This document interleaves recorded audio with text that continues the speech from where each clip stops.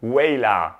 Ciao a tutti e benvenuti in questo nuovo video. Oggi vi parlo del Gran Premio del Giappone che si svolge sul circuito di Suzuka e che prende il nome proprio dall'omonima città vicino alla quale sorge l'autodromo. La gara è entrata a far parte del campionato di Formula 1 a partire dal 1976. Tradizionalmente la gara è posizionata alla fine del calendario e vi anticipo questa curiosità proprio perché, grazie a questa caratteristica, ne vedremo delle belle. Nell'edizione del 2022 la pole è stata ottenuta da Max Verstappen su Red Bull in 1 minuto 29 secondi e 304 millesimi. Lo stesso Verstappen otterrà anche la vittoria della gara. Questa vittoria gli fa ottenere il suo secondo titolo mondiale, diventando così il secondo più giovane pilota bicampione. Ma passiamo subito a parlare del circuito. Per questo Gran Premio è richiesto un setup a medio carico aerodinamico, inoltre richiede anche una particolare cura del bilanciamento aerodinamico per poter affrontare la curva più veloce nota come 130R. Questo circuito ha anche una versione più corta dove semplicemente dopo la parte delle curve destra-sinistra, poco dopo la prima curva, si fa un largo tornante e si ritorna sul rettilineo principale. Il circuito di Suzuka è di proprietà della Honda ed è stato costruito all'interno di un parco giochi. È uno dei circuiti più particolari del campionato, inizialmente pensato come tracciato da utilizzare per i test. Il tracciato è diventato dapprima tappa fissa per la Formula 1, dopodiché ha anche iniziato ad ospitare il motomondiale. Possiede una singola zona DRS e 18 curve. Non mette particolarmente sotto stress la trasmissione se paragonato ad altri circuiti del mondiale, visto il numero particolarmente inferiore di cambiate, mentre è impegnativo per la Power Unit, che viene utilizzata al massimo potenziale per ben il 70% di un giro.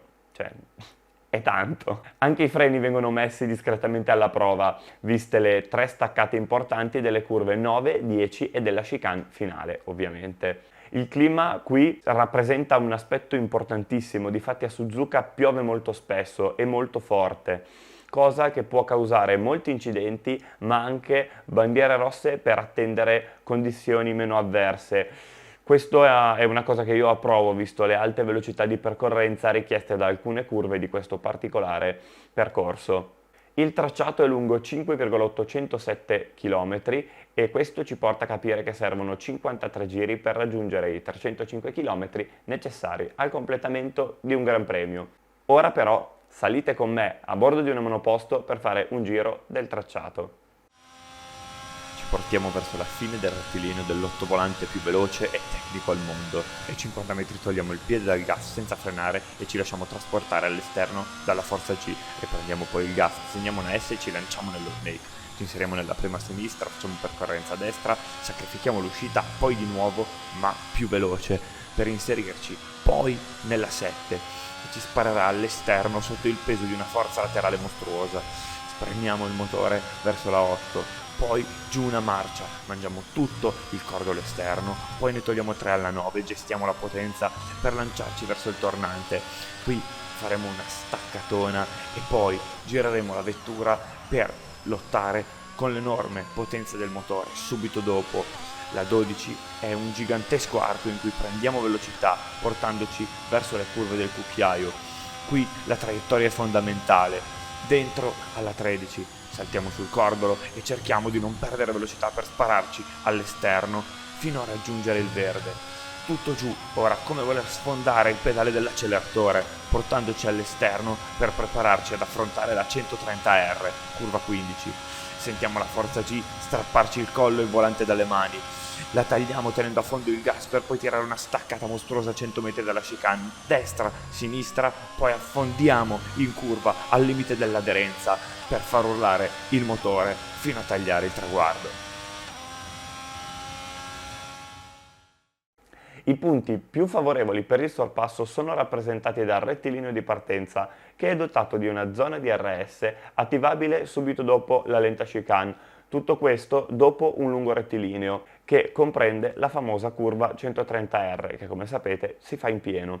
L'insieme di questi fattori favorisce la vicinanza degli inseguitori, sfruttando la scia nel rettilineo e nella 130R, e quindi i sorpassi. Successivamente c'è l'allungo dopo il tornante di curva 11. In questo tratto, che porta al cosiddetto cucchiaio, costituito dalle curve 13 e 14, è possibile tentare il sorpasso. Poi c'è il rettilineo che porta alla 130R. Si può tentare il sorpasso qui sfruttando la scia, ma a patto di terminare la manovra prima della velocissima curva a sinistra, che ha praticamente una sola traiettoria percorribile, a gas completamente aperto. Alcuni impavidi in passato ci sono riusciti a sorpassare nella 130R. Tra questi sicuramente i migliori sono Alesi nel 1955, Alonso nel 2005, Raikkonen nel 2013 e nello stesso anno Ricciardo prenderà un bel rischio proprio nel tentativo di realizzare questa manovra, che finirà per subire qualche giro più tardi da Hülkenberg. Infine, anche alla staccata dell'ultima chicane è possibile tentare un inserimento. Chiaramente poi bisogna riuscire a fare la chicane, ne sanno qualcosa due piloti molto famosi, sto parlando di Senna e Prost, che proprio in quel punto hanno terminato una gara, perché poi in realtà Senna è stato squalificato, ma di questo ne parleremo dopo. Passiamo alla storia. Tra il 1963 e il 1976 il Gran Premio del Giappone esisteva effettivamente, ma non veniva corso con vetture da Formula 1, bensì con vetture da Formula 3 prima e poi con vetture sport. La prima gara disputata con vetture da Formula 1 avvenne, come detto prima, nel 1976 sul circuito del Fuji, ai piedi del noto monte. La gara allora non venne chiamata Gran Premio del Giappone, ma Campionato del Mondo di Formula 1 in Giappone. Questo perché quell'anno la denominazione spettava ad una gara di Formula 2000. Nella prima edizione si corse sotto la pioggia, guarda caso, e questa pioggia era talmente forte da ipotizzare lo slittamento della gara al giorno successivo oppure addirittura al mondiale successivo. Niki Lauda, da poco ripreso dal famoso incidente e in testa al mondiale di pochi punti, decise di non correre, permettendo così al rivale James Hunt di guadagnare i pochi punti necessari per vincere il mondiale piloti. La gara venne corsa l'anno successivo e era in calendario anche per il 1978, anno in cui però avrebbe dovuto disputarsi ad aprile, per poi venire cancellata. La corsa riapparve nel calendario parecchio tempo dopo, nel 1987, sempre a Suzuka, e grazie al suo posizionamento in calendario divenne una gara decisiva per le sorti del campionato. Garantiva spettacolari colpi di scena. Vi do un paio di esempi. Il primo è sicuramente la lotta tra i due piloti della Williams, Nigel Mansell e Nelson Piquet, i quali si stavano sfidando per il titolo mondiale del 1987. Un incidente durante le qualifiche, con una botta di oltre 230 km/h, impedì a Mansell di gareggiare, lasciando strada libera al proprio compagno di squadra. 2 anni dopo una lotta simile interessò i compagni di squadra alla McLaren, Prost e Senna. Quest'ultimo necessitava di una vittoria in modo da poter tenere aperta la sfida per il campionato, ma durante il suo tentativo di sorpasso sul compagno, Prost chiuse brutalmente la traiettoria, causando la fine della gara di entrambe le vetture. Senna in realtà riuscì a ripartire con l'aiuto dei Marshall e a vincere il Gran Premio, ma poi venne squalificato per aver tagliato la chicane dove era avvenuto l'incidente. La vittoria venne poi assegnata al pilota italiano Alessandro Nannini, che conosciamo molto bene per le sue peripezie nel DTM. L'anno successivo, quando la vittoria della gara serviva a Prost, passato in Ferrari, i due piloti si scontrarono a inizio Gran Premio a causa di una mossa deliberatamente voluta da Senna, che desiderava pareggiare i conti e che quindi in curva 1 farà andare Prost nel muro, terminando anche la sua gara.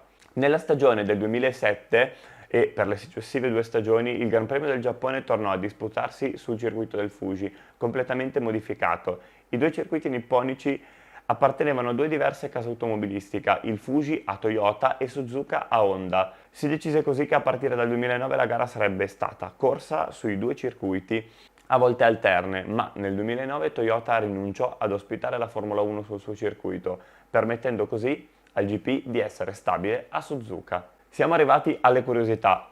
Questa pista è l'unica della Formula 1 ad avere una conformazione ad 8, cioè con un sottopasso e il suo relativo cavalcavia. Durante il primo GP il giro veloce venne attribuito a Masashiro Hasemi sulla sua vettura giapponese.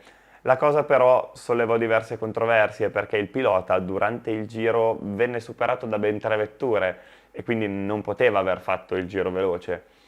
Nei giorni seguenti l'organizzazione diffuse un comunicato che attestava che il giro veloce era stato preso in maniera erronea ed era di Jacques Lafitte. Però questo comunicato non venne diffuso all'estero, tant'è che per molto tempo anche la Formula 1 stessa continuò ad attribuire il giro veloce ad Asemi.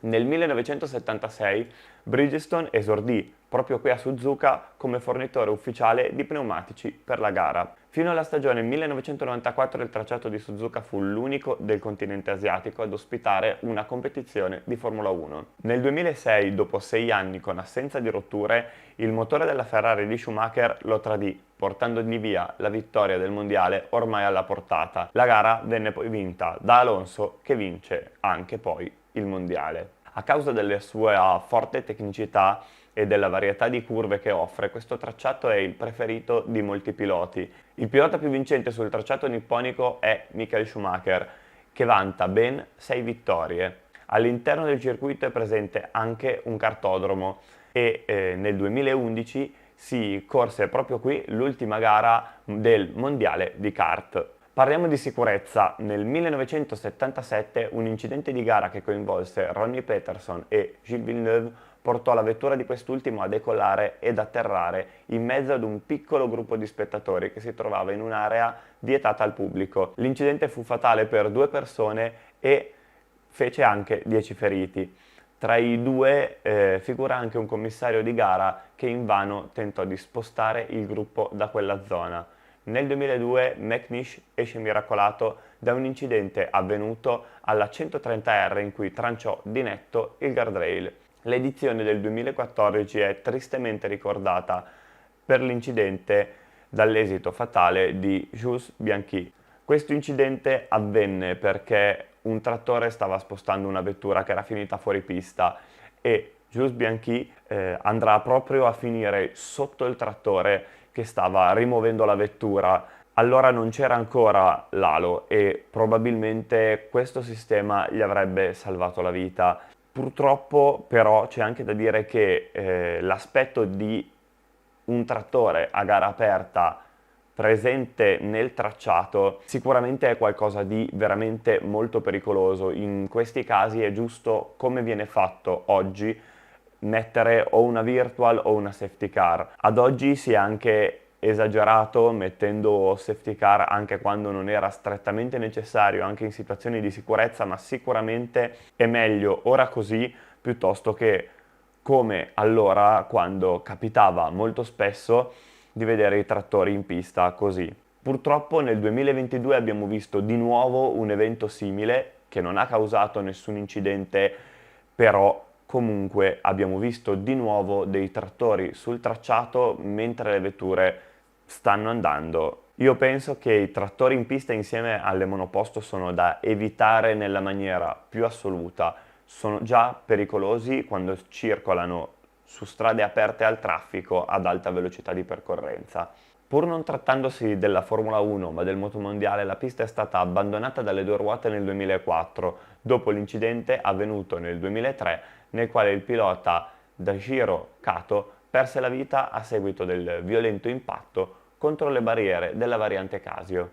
In conclusione, oltre a ricordarvi di mettere mi piace, iscrivervi al canale e magari di scrivere un commento qui sotto per dirmi cosa ne pensate del circuito di Suzuka, che è veramente bellissimo, vi volevo dire appunto che a me piace molto questo tracciato e che ad oggi, secondo me, piuttosto che tanti circuiti cittadini, sarebbe meglio avere più circuiti come quello di Suzuka. Con questo il video è veramente concluso, vi ringrazio per avermi seguito fino a qui e ci vediamo al prossimo video. Ciao!